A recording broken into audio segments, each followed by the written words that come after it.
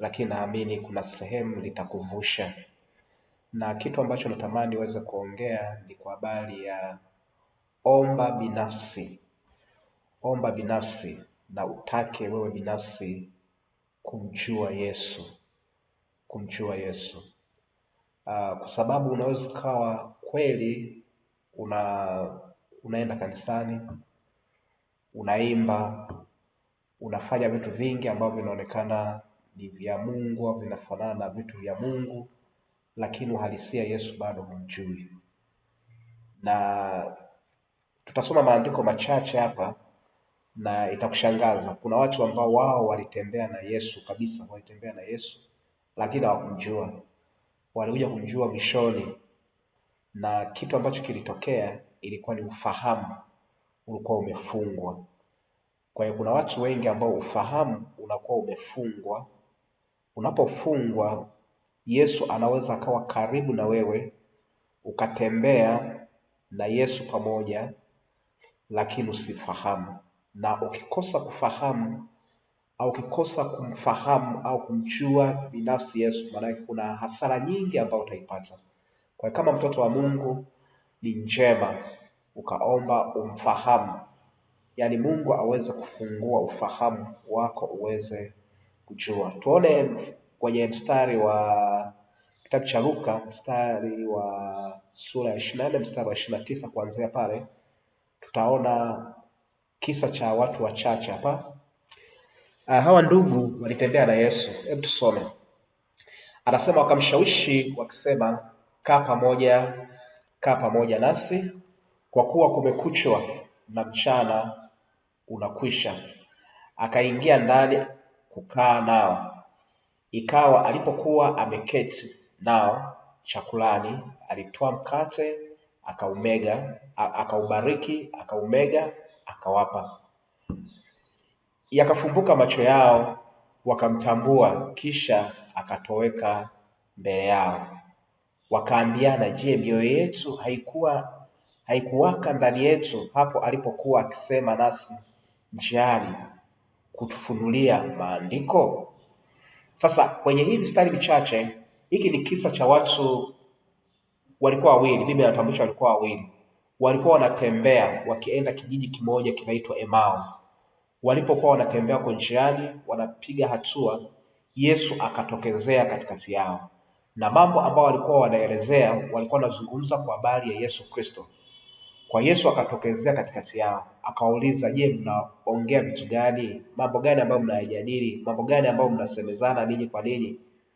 Wao wakaanza kama kumshangaa Yesu, kwamba wewe ni mtu gani ambaye hujui kitu ambacho kinaendelea katika mji wetu?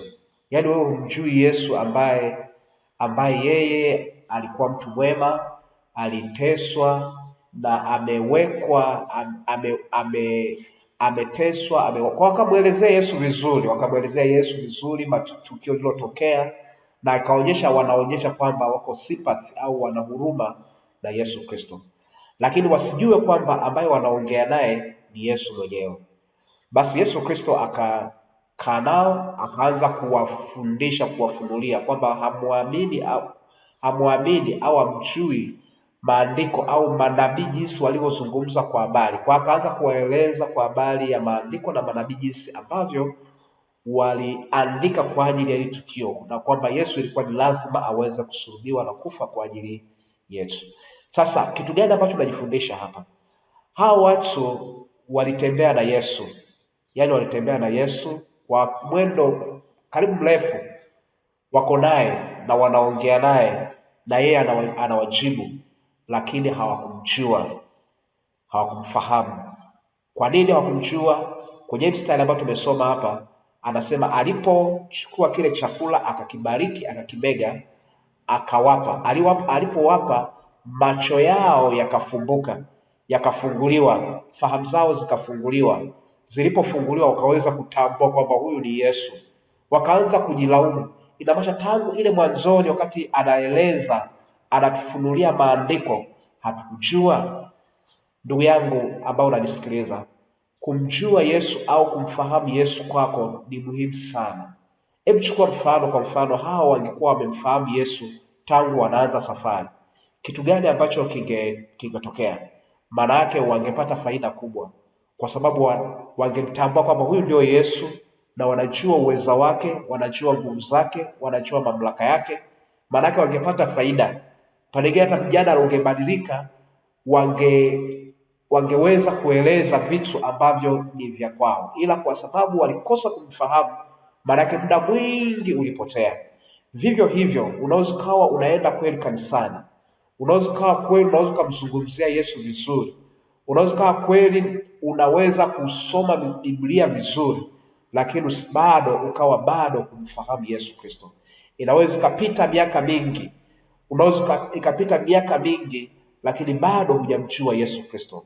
Lakini siku ya leo nataka nikwambie ni muhimu sana ukamjua Yesu Kristo, kwa sababu utakapomfahamu wewe Yesu kama Yesu, ukamfahamu, kuna faida kubwa kwako.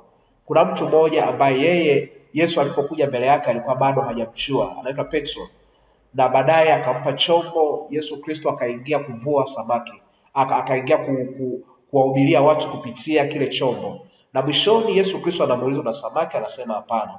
Yesu anamwambia nenda karushe pale kilindini, anaenda kutupa nyavu na rafiki zake wanapata samaki wengi. Baada ya hapo kilichotokea kwa Petro, unaona, mara ya kwanza akiwa na rafiki zake walifurahia wamepata samaki, lakini aliporudi kwa Yesu Kristo macho yakafumbuka, fahamu zake zikafunguka. Zilipofunguka akamtambua Yesu. Angalia lugha ambayo aliiongea, alisema ondoka kwangu Bwana mkubwa, kwa sababu mimi ni mwovu. Lakini Yesu Kristo akampa hatua njema zaidi mbele yake, akasema usiogope, kwa sababu kuanzia leo utakuwa mvuvi wa watu. Nataka nikwambie ndugu yangu, utakapomjua Yesu Kristo kuna faida kwako. Yawezekana kuna muda mrefu umemsikia Yesu, yawezekana kuna muda mrefu umemwongelea Yesu, lakini binafsi bado hujamjua Yesu. Yesu anatamani uweze kumjua. Kama Hawa walikuwa wanaenda safari ya Emau, walitamani waweze kumjua.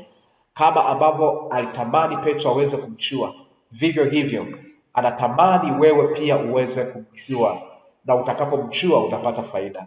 Nataka nikwambie, hujachelewa. Bado Yesu Kristo anakupenda na anatamani ajifunue kwako uweze kumjua.